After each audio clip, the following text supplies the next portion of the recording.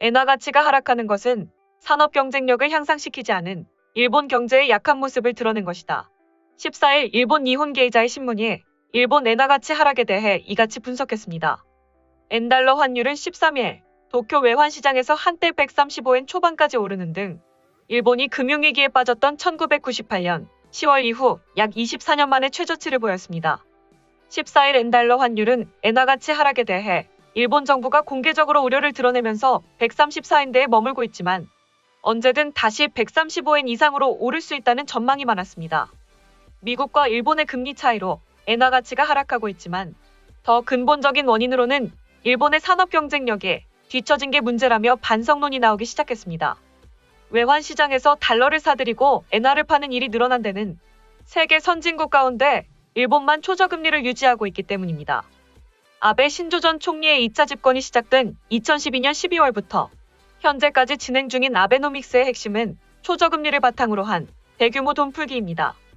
초저금리로 엔화 가치를 떨어뜨려 수출을 늘리고 기업의 이익을 증가시켜 소득 증대와 소비 확대라는 선순환을 일으키겠다는 의도입니다.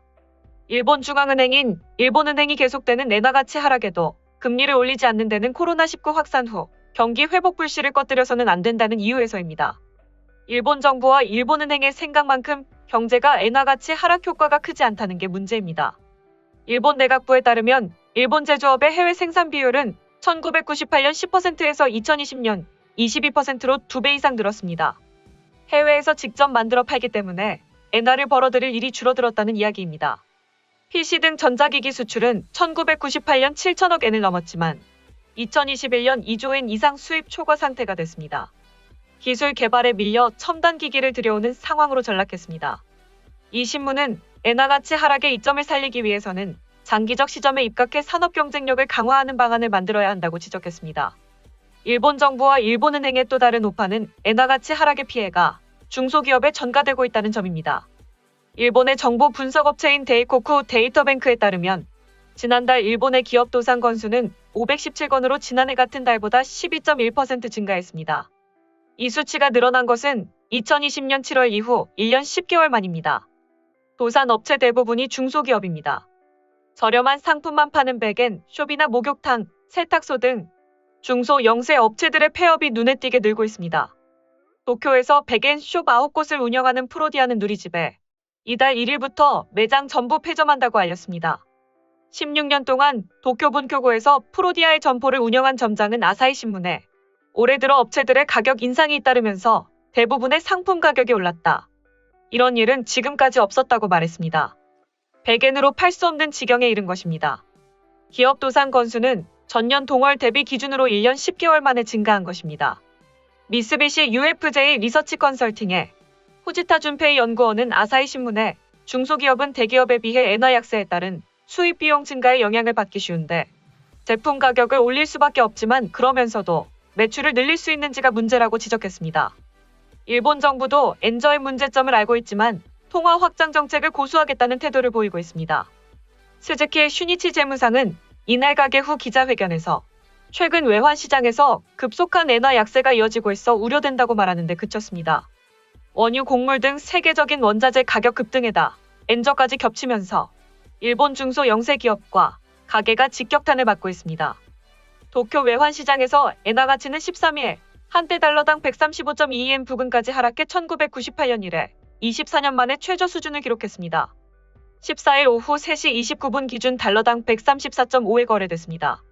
지난 3월 1일 115.07엔에서 3개월여 만에 20엔이나 떨어졌습니다. 스즈키 슈니치 일본 재무상은 이날 강요 회의 뒤 기자회견에서 급속한 엔화 약세의 흐름을 우려하고 있다며 외환시장 동향과 경제 물가 등에 대한 영향을 더욱 긴장감 있게 주시할 것이라고 말했습니다. 이번에 엔화 가치가 급격하게 하락한 것은 미국의 5월 소비자 물가지수 상승률이 예상보다 높아 미국 연방준비제도가 기준금리 인상에 속도를 낼 것이라는 전망이 직접적인 영향을 줬습니다. 일본 경제에 타격을 줄 나쁜 엔저 흐름이 계속될 가능성이 큽니다.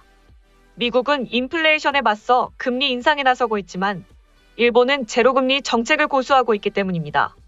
구로다 하루이코 일본은행 총재는 지난 7일 강력한 금융 완화를 끈기 있게 계속하겠다고 밝혔습니다. 일본의 산업 경쟁력이 떨어지고 있는 가운데 미국과 일본의 금리 차가 확대되면 엔저 흐름을 막기 힘듭니다.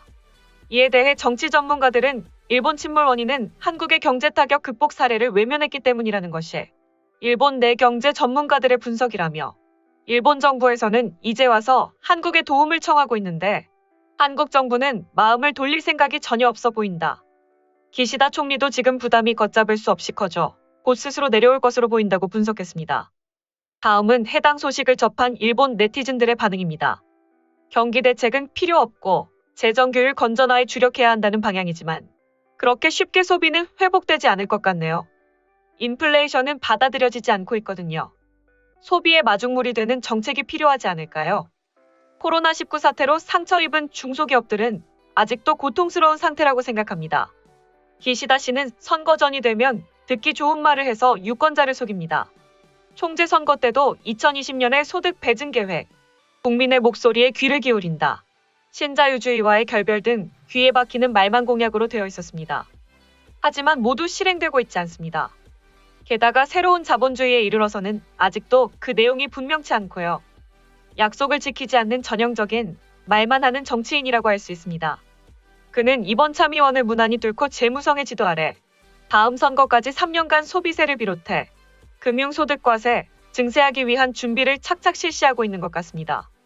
기시다 총리는 마치 일본국을 파괴하기 위해 보내진 적국의 최종 무기와 같다고 생각되는군요. 과거에는 하시모토 내각에서 재정구조개혁, 고이즈미 내각에서는 프라이머리 밸런스 흑자화라는 재무성의 대의 명분을 위해 경기를 팽개치고 재정정책을 편 결과가 지금의 현실 아닐까요?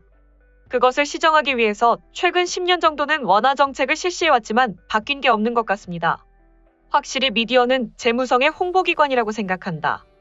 엔화 약세를 의식해 경기 회복 전에 금리를 인상하면 경기 악화를 부른다고 잘난 척하는 사람도 있지만 그런 것은 당연한 사실이다. 엔화 약세를 방치하면 대다수 국민의 삶은 고달프게 된다.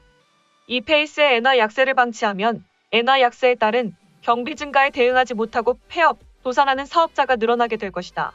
금리를 올리면 차입금리 부담이 상승해 사업자의 경영은 어려워진다. 어느 쪽이 재정 출동이나 상환 지원 정책 등의 정책으로 영세 중소사업자를 지원해 경제 회복까지 시간을 벌 수 있느냐의 문제, 당연히 후자다. 영세 중소사업자 지원이나 재정 출동과 세트로 금리를 올릴 수밖에 없다.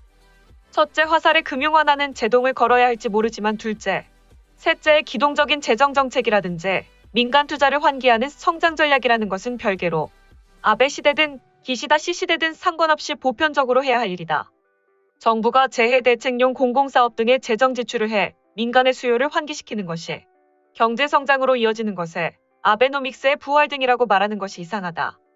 결국 기시다파는 자민당에서는 아베파의 절반 이하 인원이고 수가 힘인 정치 세계에서는 결국 아베파의 말을 들을 수밖에 없다. 정책뿐만 아니라 선거 비례명단도 아베파에 유리한 형태로 만들어지지 않을까. 무엇보다 선거 때 자민당 파벌까지 생각하고 투표하는 사람은 없다. 소식 마치겠습니다. 오림박스는 내일도 최선을 다하겠습니다. 감사합니다.